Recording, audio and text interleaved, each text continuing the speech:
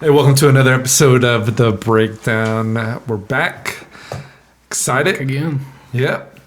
With another series in Matthew. Yeah. We were off last week. We took a break. Now we're back. I like it. I've enjoyed being in one book. Yeah. It's always, from a preaching standpoint, it's just way easier. It's not without its challenges, but I think the main challenge is just trying to think through a diversity of ideas, things you want, or things you're believing that the congregation needs to hear in the year.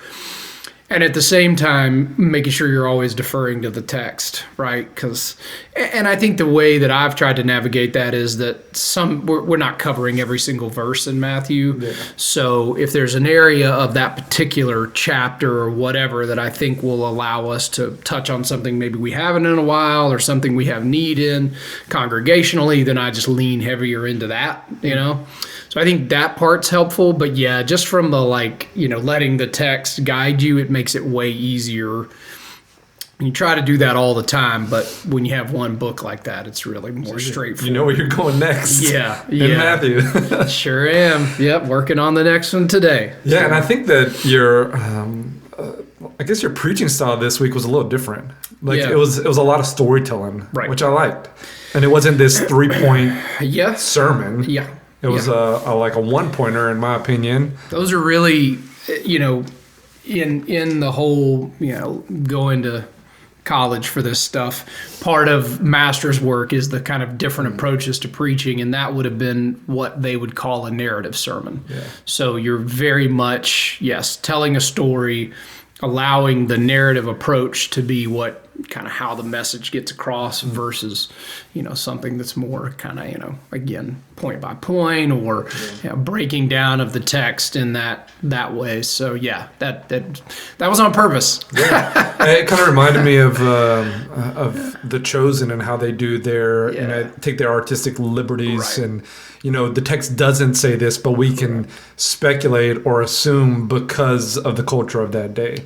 Yeah, we can still very much learn something about, this week it's the leper in particular, we can still learn something about that leper by understanding, ancient Near Middle East Jewish people in the time in Judea. What were they like? What kind of things did they do, right? That's kind of the approach we took, because it's no giant, leap of faith or anything to kind of take a very normative approach to what a regular person would be like, just like we would do today to try to better understand somebody in the here and now, right? So, I think as long as and I tried to be very intentional about this, as long as we're really clear to distance, this is what the text says versus, okay, now we're going to use our imaginations, which I said that several times in the sermon.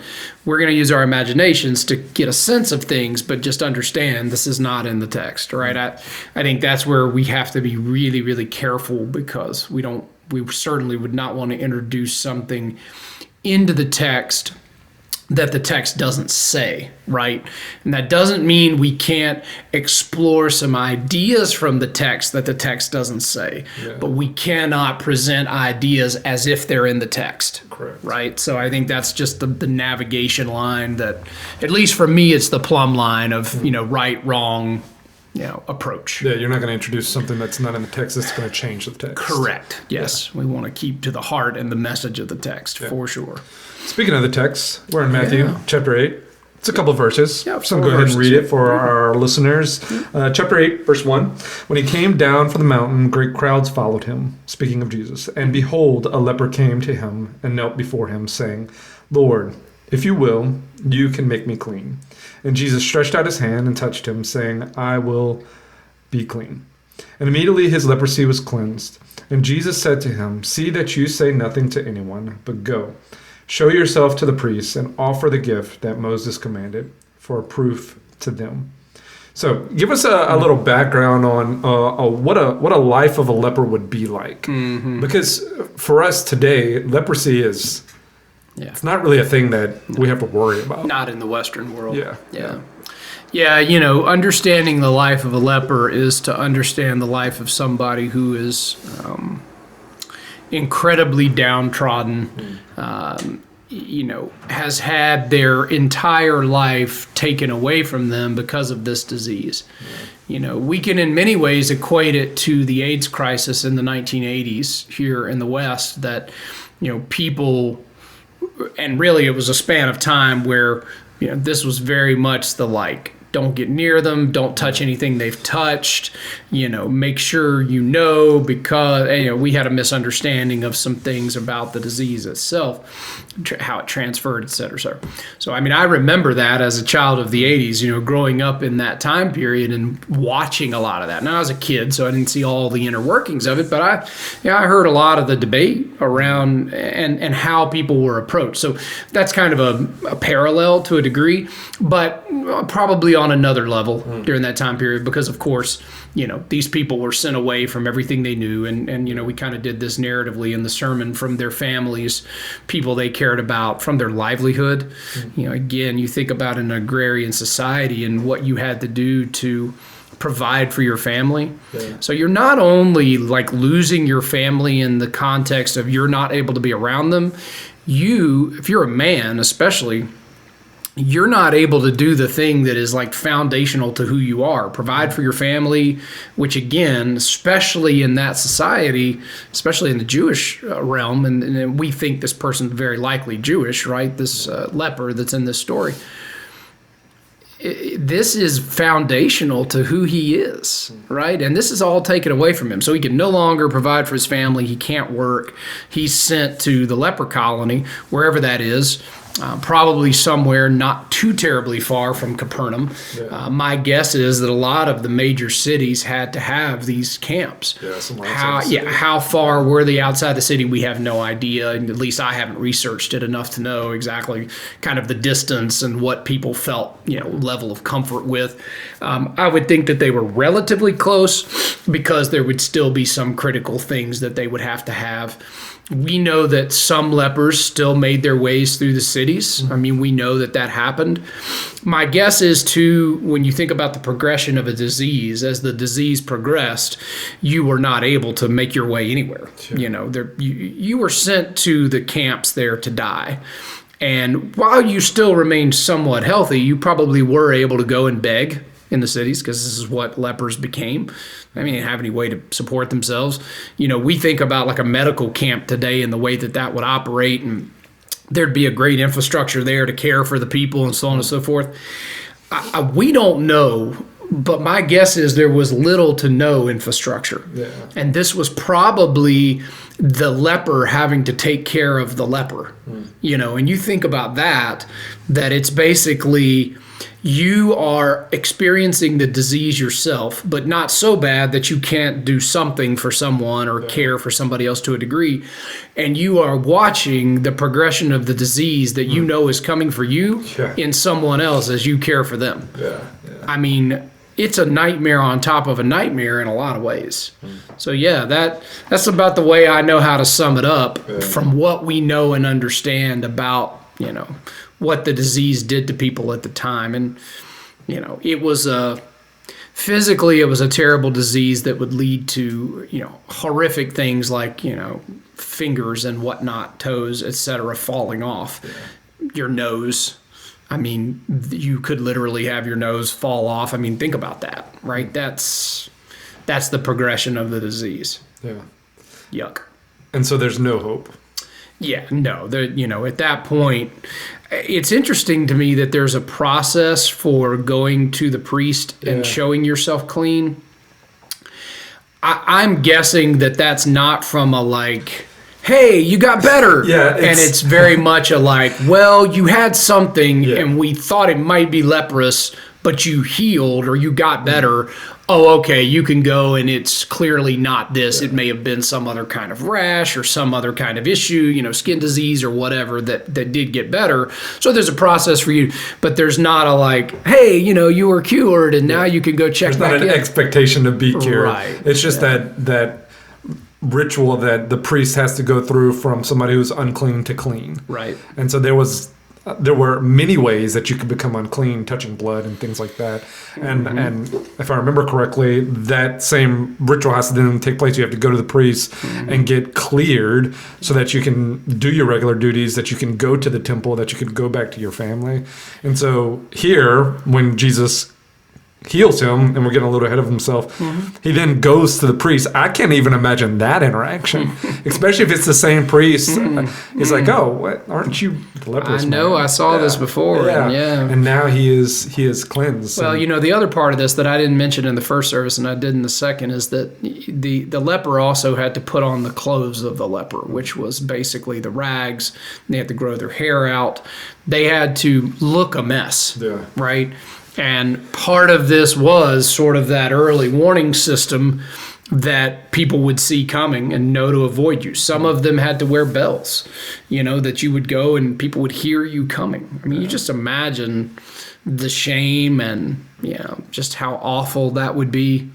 The sound, how sick you'd be of the sound of that bell.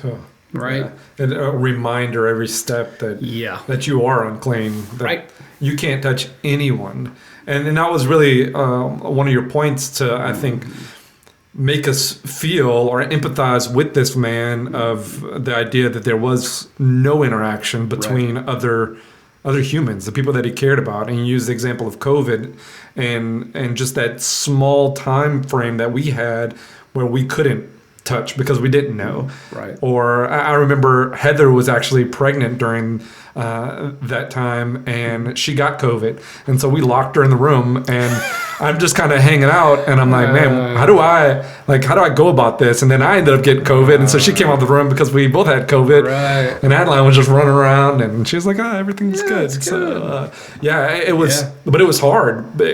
For that time period, a lot of people were depressed.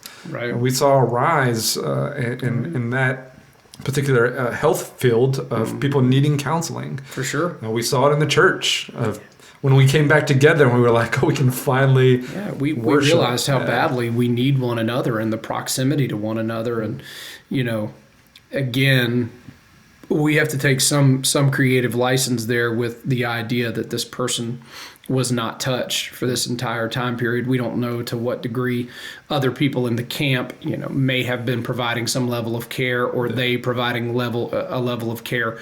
But as far as being touched by the people that mattered and meant the most to him, we know that didn't happen, right? That's no leap of, giant leap of disbelief or anything that we have to take in the midst of that.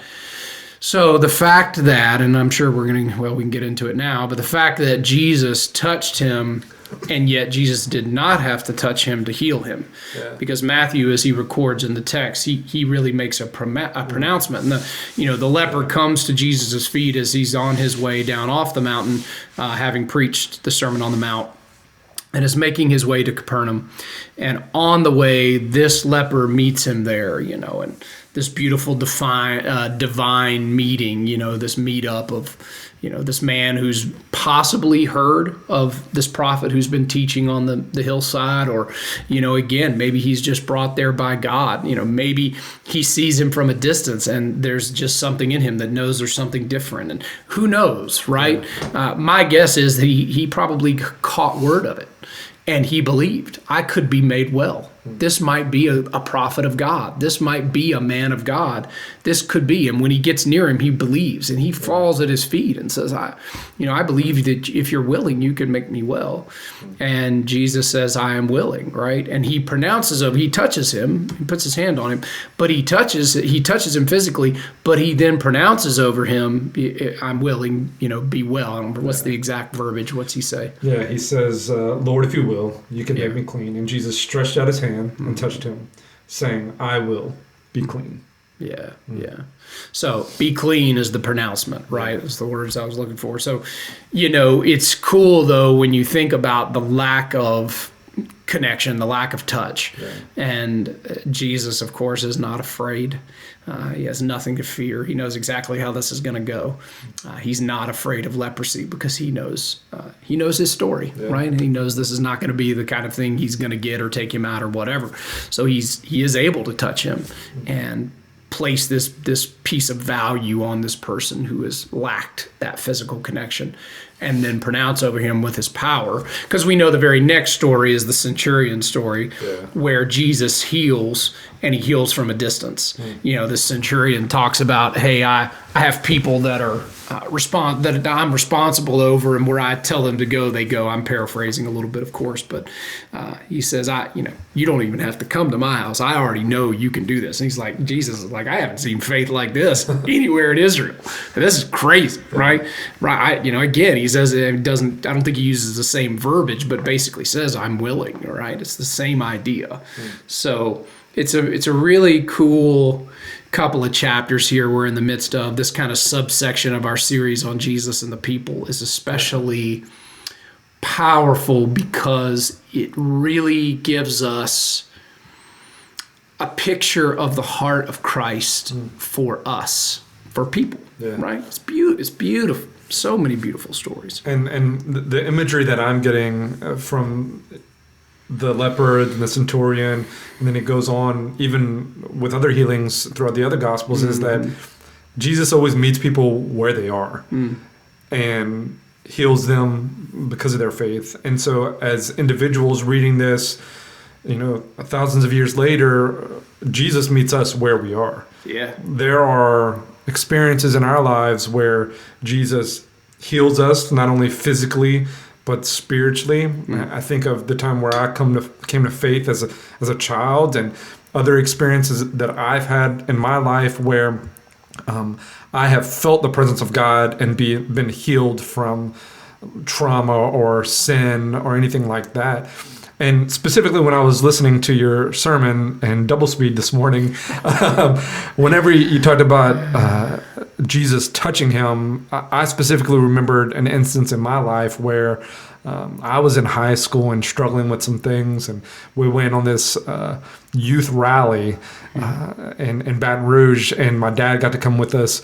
And they always at the end you do the altar call, and people are up there, and I was struggling, and I went, and I remember my dad coming and touching me on the shoulder, and that for me was this reassurance that God has put people in my life to lead me towards him, to help restore me, to restore that relationship that I had with him. Absolutely. And so for Jesus to be that person for the leper, for me, meant a lot, because I've been there as someone who is isolated, whether that's because of sin or my own doing. But now I'm made whole because of Christ. Yeah, you made kind of an interesting subpoint there that I think we ought to talk about at least briefly. Is part of what Jesus loves us even in the midst of our brokenness, and we should come to him first instead of thinking we're going to clean ourselves up and then come to Jesus, right? Because what if the leper had done that? He would have never been able to. There's no opportunity, right? He approaches him in his failure, in his brokenness. I mean, it's not really so much his failure because it's not his fault. He got leprosy. But he approaches him in his broken state where the world looks at him as failed, right? Done for, right? And so he comes to Christ and trusts Christ to do what he can do, which is touch him and change everything, right?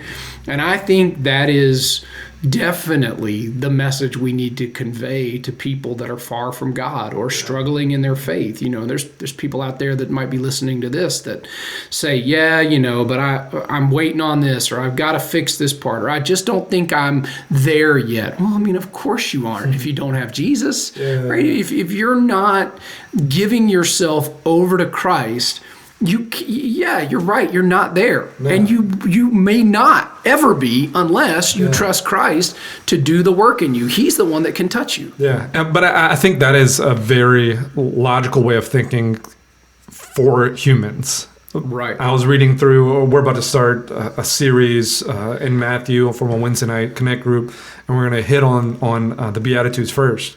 And one of the commentaries that I was reading was talking about, a lot of people see these Beatitudes as these high ideals of the way that we are supposed to live as Christians.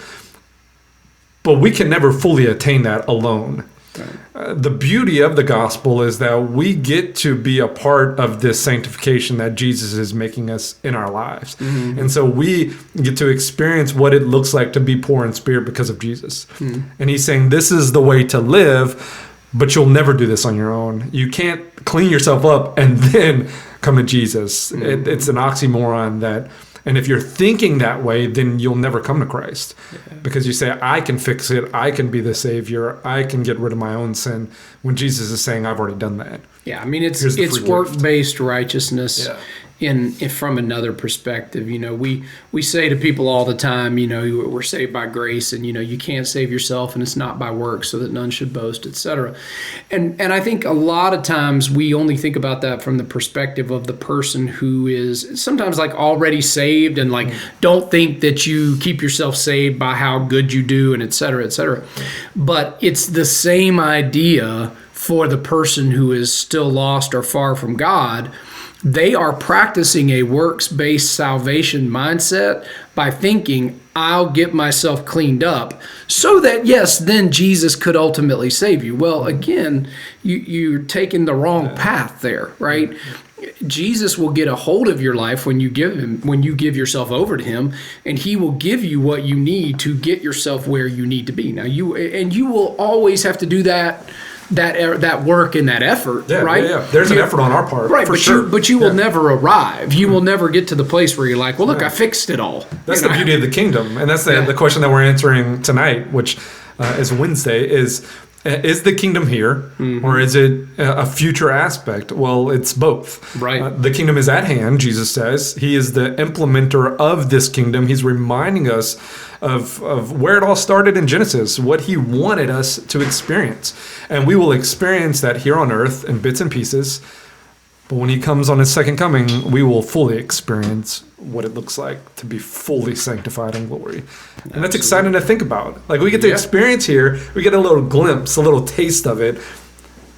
And just enjoying that gets me excited for eternity.